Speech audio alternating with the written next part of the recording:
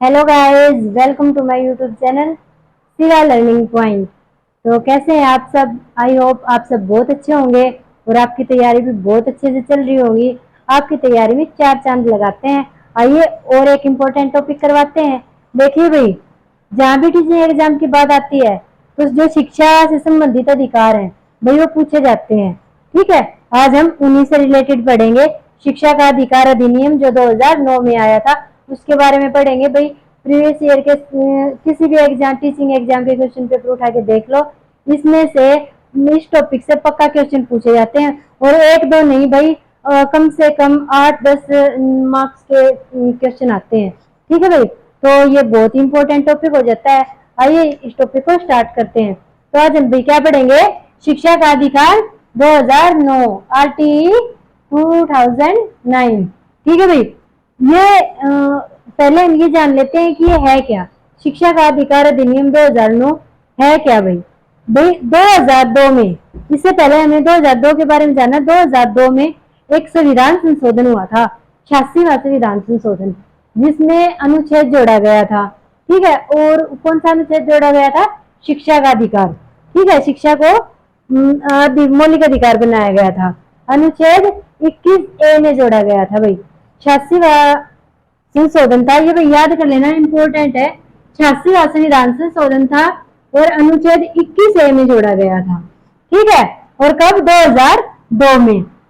इसमें क्या कहा गया था कि जितने भी 6 से 14 वर्ष तक की आयु के बच्चे हैं उन सबको मुफ्त और अनिवार्य शिक्षा दी जाए। मुफ्त और अनिवार्य शिक्षा दी जाए। ये किसके तहत कहा गया था? 2002 में जो 86वां संशोधन हुआ था, जिसमें अनुच्छेद 21A में ये प्रावधान किया गया कि भाई 6 से 14 वर्ष के जितने भी बच्चे हैं उनको मुफ्त और अनिवार्य शिक्षा दी जाए भाई। ठीक है, फिर क्या है कि 2002 में तो संविधान में संशोधन कर दिया, पर उसको लागू नहीं किया था। अभी तक लागू नहीं किया था, प्रभाव में नहीं आया था। तो उसको प्रभाव में लाने के लिए 4 अगस्त 2009 को 4 अगस्त 2009 को लोकसभा में एक अधिनियम पारित किया गया। ठीक है, यह अधिनियम कब पारित किया था? 4 अगस्त 2009 को। और इसको पूरे देश में लागू कब किया गया भाई? 1 अप्रैल 2010 को। 1 अप्रैल 2010 को इसे पूरे भारत में लागू कर दिया गया। ठीक है भाई, ये इंपॉर्टेंट डेट भाई आपको याद कर लेनी है, एग्जामिनर पूछ सकता है। ठीक है, संशोधन कब हुआ था? 2002 में। कौन सा संशोधन था? 86वां संशोधन था। कौन से अनुच्छेद में जोड़ा गया? 21A में जोड़ा गया। और ये मतलब यह अधिनियम पारित कब हुआ था? अधिनियम पारित कब हुआ था भाई? यह हुआ था 4 अगस्त 2009 को। और ये पूरे देश में लागू कब हुआ? 1 अप्रैल 2010 को। कब लागू हुआ पूरे देश में? 1 अप्रैल 2010 को। जो इम्पोर्टेंट है भैया याद कर लेना। ठीक है, उसके बाद आते हैं कि आरटीई 2009 में क्या क्या मेन पॉइंट शामिल किए गए हैं। एग्जामिनर यहाँ से सबसे ज्यादा क्वेश्चन पूछता है। ठीक है, यहाँ से सबसे ज्यादा क्वेश्चन पूछे जाते हैं और बच्चे सबसे ज्यादा कंफ्यूज भी होते हैं। तो आज हम ये पॉइंट क्लियर करेंगे। ठीक है, यहाँ से स्टार्ट करते हैं भाई। देखिए, इसमें क्या कहा गया कि निजी स्कूलों में 25% सीटें जो गरीब बच्चे हैं, गरीब वर्ग के बच्चे हैं, उनके लिए आरक्षित रखी जाए। ठीक है, आपको पता है हर प्राइवेट स्कूल की फीस इतनी ज्यादा होती है। एक वो मान लो कि भाई मध्यम वर्ग तो उसको फिर भी अफोर्ड कर लेता है, पर जो बिल्कुल निम्न वर्ग के हैं वो उसको अफोर्ड नहीं कर पाते हैं। ठीक है, तो उसके लिए सरकार ने क्या कहा कि हर निजी स्कूल में 25% सीटें गरीब बच्चों के लिए रिजर्व की जाए। ठीक है, गरीब बच्चों के लिए रिजर्व की जाए। कितनी? 25% सीटें। ठीक है, इनसे कोई फीस नहीं ली जाती है, इनका सिलेक्शन एक टेस्ट के आधार पे होता है भाई। ठीक है, उसके बाद क्या कहा गया कि समावेशन के लिए साम्यता पर आधारित पेडागोजी का यूज किया जाए भाई। समावेशन के लिए, बच्चों के समावेशन के लिए साम्यता पर आधारित, साम्यता मतलब इक्वलिटी पर आधारित पेडागोजी का यूज किया जाए। इक्वलिटी पर आधारित पेडागोजी का मतलब क्या हुआ कि भाई सारे सब्जेक्ट को समान मान्यता दी जाए। ये नहीं है कि कोई बच्चा अगर मैथ में इंटेलिजेंट है तो उसको ये समझ लिया जाए कि तो बहुत अच्छा है, वही दूसरा कोई बच्चा अगर हिंदी में ज्यादा इंटेलिजेंट है तो उसको उससे कम समझा जाए कि नहीं वो ज्यादा इंटेलिजेंट है क्योंकि वो मैथ में इंटेलिजेंट है। नहीं, इसमें कहा गया कि सारे सब्जेक्ट को इक्वलिटी पे आधारित किया जाए। ठीक है, किसी को ज्यादा या कम नहीं समझा जाए, सारे सब्जेक्ट को इक्वल रखा जाए, इक्वल पेडागोजी यूज की जाए। ठीक है भाई। उसके बाद आता है no competition fees, no screening procedure for admission. Means क्या है कि भाई पहले क्या होता था कि जो प्राइवेट स्कूल है, वो प्राइवेट स्कूल है। आपने एक मूवी देखी होगी, मुझे नाम याद नहीं आ रहा उस मूवी का, क्या नाम था, इंग्लिश नाम है या क्या नाम, कुछ इसी टाइप का नाम है, इंग्लिश मीडियम कुछ इस टाइप का, अंग्रेजी मीडियम कुछ ऐसा ही नाम है। उसमें क्या होता है कि बच्ची का एडमिशन करवाने के लिए, उस बच्ची का एडमिशन करवाने के लिए उसके मम्मी पापा इतने दौड़ धूप करते हैं। मतलब क्या होता है कि मतलब 1.5 लाख 2 लाख रुपए भर के तब बच्चे का एडमिशन करवा रहे हैं। एडमिशन फीस तो अलग से हो गई, और ये 1.5-2 लाख रुपए क्या थे उसका कि भाई रिव्यू करवाने के लिए थे। ठीक है, तो ये चीजें समाप्त कर दी है। ऐसा कुछ नहीं होगा, ऐसी कंडीशनल फीस नहीं ली जाएगी किसी भी पेरेंट से, ऐसी कैपिटेशन फीस नहीं ली जाएगी। उसके बाद क्या है, नो स्क्रीनिंग, और स्क्रीनिंग का भी कोई प्रोसेस नहीं होगा। पहले क्या करते थे स्कूल, बच्चों के इंटरव्यू लेते थे। अरे बच्चों के इंटरव्यू तक तो ठीक है, पेरेंट्स के इंटरव्यू भी लेते थे। अब कोई पेरेंट्स अनपढ़ है तो जरूरी थोड़ी ना है कि वो बच्चे भी अनपढ़ रहेंगे। ठीक है, तो ये गलत था, तो इस सिस्टम को समाप्त किया गया है। ऐसा बोला गया है कि भाई किसी भी बच्चे की ना ही तो स्क्रीनिंग होगी और ना ही पेरेंट्स की स्क्रीनिंग होगी एडमिशन से पहले। ठीक है भाई, पहले माता पिता का टेस्ट लेते थे, ठीक है, उनका इंटरव्यू लेते थे। अगर वो उनको पास कर पाते थे तभी उनके बच्चे को प्राइवेट स्कूल एडमिशन देते थे। ठीक है, इतना वाहियात का सिस्टम था, तो इस सिस्टम को खत्म किया है RTE 2009 के थ्रू। उसके बाद है भाई, छात्र को न फेल किया जाएगा न विद्यालय से निकाला जाएगा। अब ये सिस्टम आ गया है ना कि छात्र को फेल नहीं किया जाता। अब किसी भी बच्चे को सरकार फेल नहीं करती है, सबको पास कर देती है। हमारे टाइम पे क्या होता था, 2 में री आ गई बच्चा फेल समझो, तो 3 में री पे तो फेल ही हो जाता। 2 की री तो पढ़ देते थे बच्चे, जो लट गाड़ के आते थे, फिर 2 लट रह जाते थे, उनको उखाड़ देते थे। अब क्या है, अब 5 सब्जेक्ट 4 सब्जेक्ट में री दे देती है सरकार। ठीक है, उसको फेल नहीं करती, फेल नहीं किया जा रहा अब, और ना ही स्कूल से निकाला जाएगा।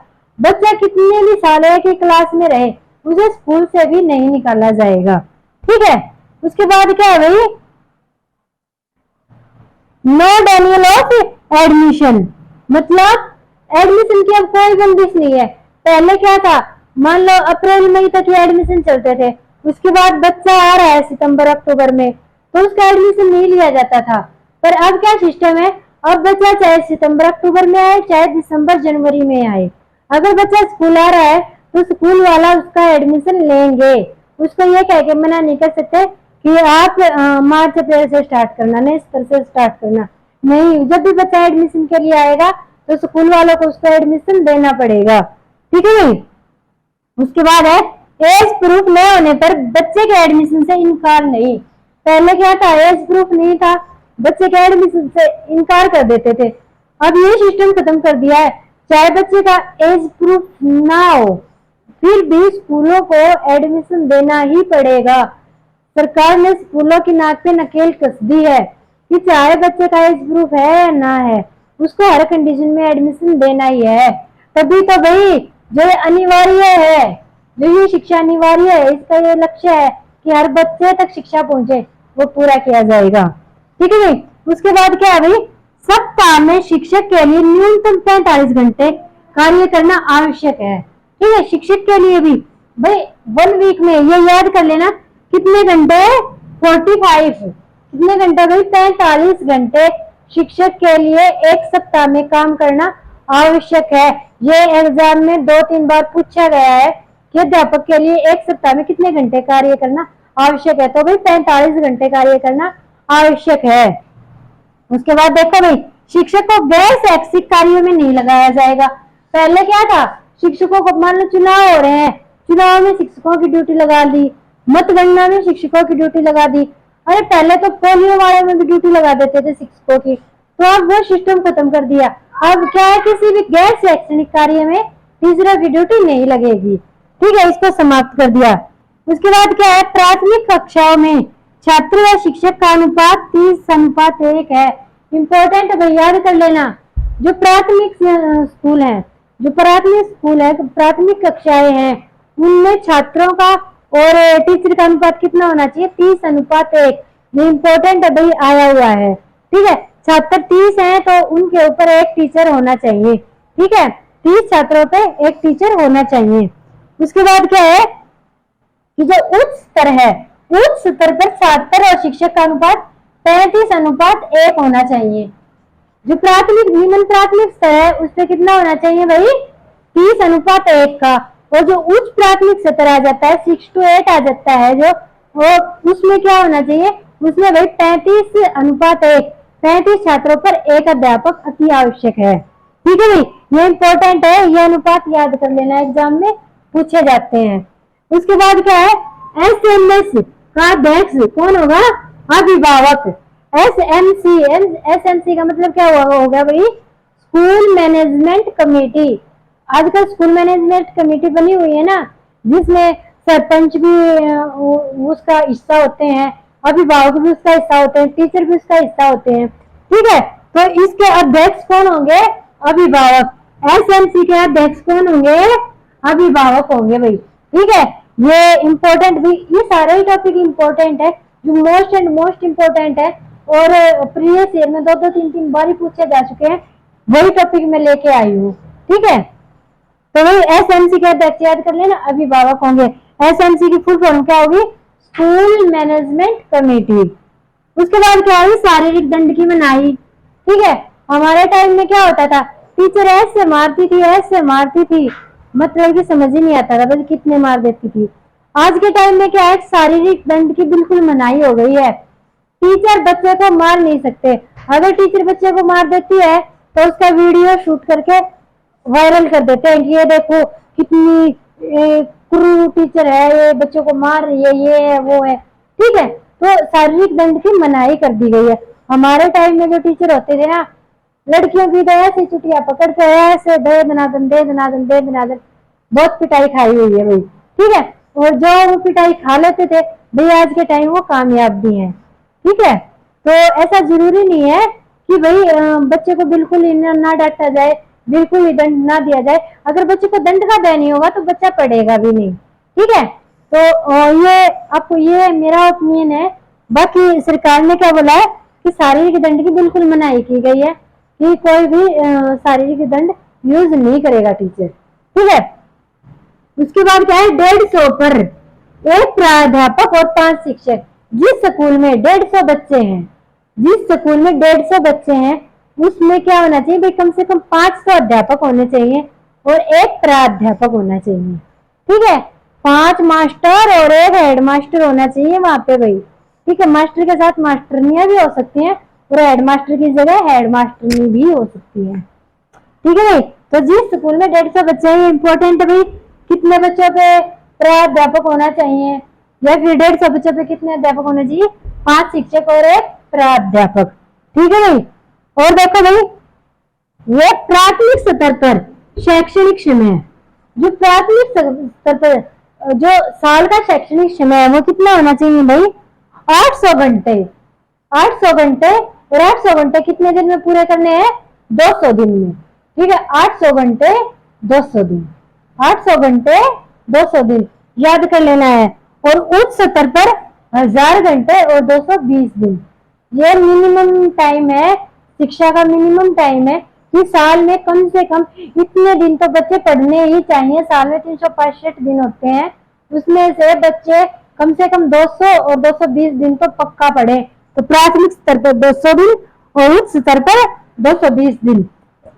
प्राथमिक स्तर पर 800 घंटे, उच्च स्तर पर 1000 घंटे। ठीक है भाई, उसके बाद भाई ये इंपॉर्टेंट था, इन्होंने यहाँ लिख दिया है कि इसमें समावेशी शिक्षा को शामिल किया गया है। समावेशी शिक्षा मतलब, समावेशी शिक्षा के मतलब जो दिव्यांग है, जो दिव्यांगजन है, जैसे कोई हैंडीकैप है, किसी को कम दिखाई दे रहा है, कोई पैर से चलने में असमर्थ है, तो उसको अलग से शिक्षा नहीं दी जाए, उसको समावेशी शिक्षा के थ्रू सामान्य बच्चों के साथ बिठा के पढ़ाया जाए। ठीक है, ताकि उसमें हीन भावना ना आए, वो खुद को दूसरों से कम ना समझे।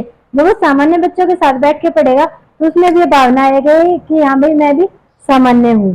ठीक है, उसके बाद है दिव्यांग के लिए 18 साल तक मुफ्त शिक्षा। जो दिव्यांगजन है उनके लिए 18 साल तक मुफ्त शिक्षा। ये देखो भाई, इसमें कंफ्यूजन मत होना, जो सामान्य बच्चे हैं उनके लिए 6 से 14 वर्ष तक मुफ्त शिक्षा है, और जो दिव्यांग हैं उनके लिए 18 साल तक मुफ्त शिक्षा है। ठीक है भाई, ये था भाई RTE 2009 के तहत इम्पोर्टेंट टॉपिक। ठीक है, इससे बाद कुछ भी नहीं आएगा, कुछ भी करने की जरूरत नहीं है, सिर्फ आपको ये मेन डेट याद कर लेनी है और मेन पॉइंट याद कर लेने हैं। ये सारे वो पॉइंट है जो प्रीवियस ईयर में कई बार पूछे गए हैं। ठीक है, तो ये आप याद कर लेना अच्छे से। आई होप आपको वीडियो अच्छी लगी होगी। वीडियो को लाइक और शेयर जरूर कर देना भाई। Thank you.